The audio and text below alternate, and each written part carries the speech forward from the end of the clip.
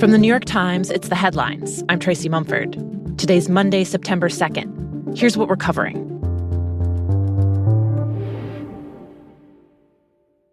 Israel is in the middle of a labor strike this morning as protesters demand that the government reach a ceasefire deal. Many schools and businesses are closed, some hospitals have cut services, and all early flights out of the Tel Aviv airport were canceled. The strikers are calling for Prime Minister Benjamin Netanyahu to agree to a truce in order to secure the release of the remaining hostages in Gaza. The uproar's been spreading since the Israeli military announced this weekend that it found the bodies of 6 hostages in tunnels underneath the city of Rafah. Israel says they were killed by Hamas shortly before soldiers reached them. Last night, massive protests filled the streets over the idea they could have been saved by a ceasefire agreement. We demand the deal to be right now. That's why we're marching for, that's what we're shouting for. The mood in Israel is generally somber and also angry as we witness what amounts to the biggest expression of dissent against the government since the war started. Patrick Kingsley is the Jerusalem bureau chief for The Times. Many Israelis are furious that Hamas has killed 6 hostages in captivity in recent days. And in addition to blaming Hamas for that, they blame their government, in particular Prime Minister Benjamin Netanyahu, for failing to compromise enough in ceasefire negotiations with Hamas in order to secure a ceasefire deal in which many of the remaining hostages in Gaza were expected to be released. It remains to be seen how much this will affect Prime Minister Netanyahu's thinking. The protesters are basically saying that Israel cannot wait for the perfect ceasefire deal and that it's better to make a quick compromise in order to save the lives of the remaining hostages than to hold out for the kind of ceasefire deal that would make it a lot harder for Hamas to survive the war as a functioning movement. On the other hand, Prime Minister Netanyahu and his supporters feel that it's better to hold out for a better deal in order to weaken Hamas than it is to agree a flawed deal that would save the lives of a few dozen hostages. The hostages who were found dead in Gaza include Hirsch Goldberg Poland, a 23-year-old Israeli-American citizen who was abducted from a music festival on October 7th. His parents campaigned widely for his release, and they spoke at the Democratic National Convention last month. After his death was announced, Kamala Harris released a statement saying that, quote, "The threat Hamas poses to the people of Israel and American citizens in Israel must be eliminated, and Hamas cannot control Gaza." Harris and President Biden are expected to meet this morning at the White House with the American negotiators who have been participating in the ceasefire talks.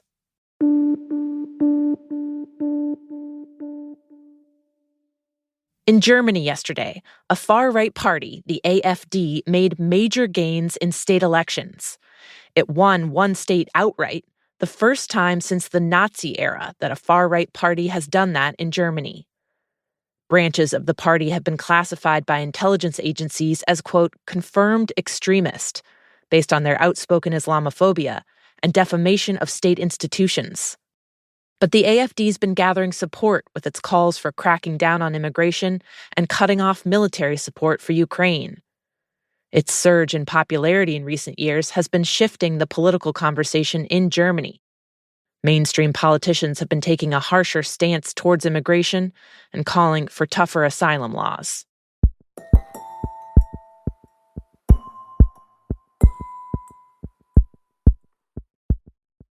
A Times investigation has found that one of the largest chains of psychiatric hospitals in the U.S. has been holding patients against their will to maximize profits. Acadia Healthcare operates in 19 states, and there have been dozens of reports of the hospitals detaining patients using laws meant for people who pose an imminent threat, even when they didn't meet that legal standard. Times investigative reporter Katie Thomas and her colleagues spoke to Acadia patients, as well as more than 50 staff members. What we learned from speaking to these current and former employees was that it was very important to Acadia to keep these facilities full. They called that heads and beds. It was the norm to not discharge a patient until their insurance had run out. So it wasn't really a question about whether somebody was medically ready to leave or psychologically ready to leave. It was a question about how much more time would the insurance cover. Katie says that Acadia has used an array of strategies to keep patients in their facilities. The staff has exaggerated patient symptoms, used buzzwords like combative or uncooperative on medical records, and said patients need to be detained for things like skipping group therapy or not finishing a meal. One woman in Florida was sent from a hospital to an Acadia facility after she tried to get her prescriptions for bipolar disorder evaluated. Acadia held her for 6 days, even though she begged to be released, and her medical records said she wasn't a danger to herself or others. Her mother told The Times she's now terrified of trying to get medical help because she doesn't want to be trapped again. Acadia charged her insurance $13,200 for the stay. Acadia is really indicative of this major shift that has occurred in mental health care over the past decade or so, where, traditionally governments or nonprofit organizations had run psychiatric hospitals, but increasingly today they're being run by large for-profit companies like Acadia. One of the major things that has been driving that in the last 10 years is the Affordable Care Act, which required insurers to cover mental health care. When that happened, a lot of for-profit companies saw an opportunity there. And especially in recent years, as we've seen this kind of surge, this new mental health crisis, hospitals have been really overwhelmed with people in their emergency departments. And so Acadia pitched itself as available to help hospitals relieve this kind of overcrowding and to provide a solution that could help these patients. In response to questions from The Times, an Acadia spokesman said, quote, "Any incident that falls short of our rigorous standards is unacceptable," and that the examples of mistreatment The Times found were not representative. Earlier this year, Acadia said it had tentatively agreed to settle a Justice Department investigation into its practices. Meanwhile, Acadia's stock price has been rising. It's now valued at about $7 billion.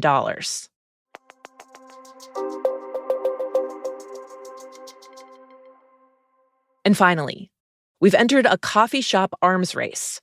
Across the country, stores that specialize in coffee and tea drinks are one of the fastest growing segments of the entire restaurant industry. And it's not just Starbucks and Dunkin' Donuts expanding. Smaller regional chains are also making a play, especially in the Midwest and South, which weren't as saturated with options. For example, Dunn Brothers says it's blanketing the I-35 corridor from Minnesota to Texas. And in Tyler, Texas, there were just 17 coffee shops a few years ago. Now, there's more than 50. And the shops aren't trying to win the coffee wars with just black coffee. Most of their sales growth is coming from iced drinks. That's syrupy, foamy, cookie-flavored lattes, fruit smoothies, and other creations that feel like a Willy Wonka caffeinated fever dream. Consider a white chocolate pumpkin energy drink or a funnel cake macchiato. Some of the chains say they're ready to go head-to-head with Starbucks, though analysts point out that might be a tough battle. Starbucks already has more than 16,000 locations across the U.S. That's more than the next 10 biggest coffee chains combined. Those are the headlines. I'm Tracy Mumford. We'll be back tomorrow.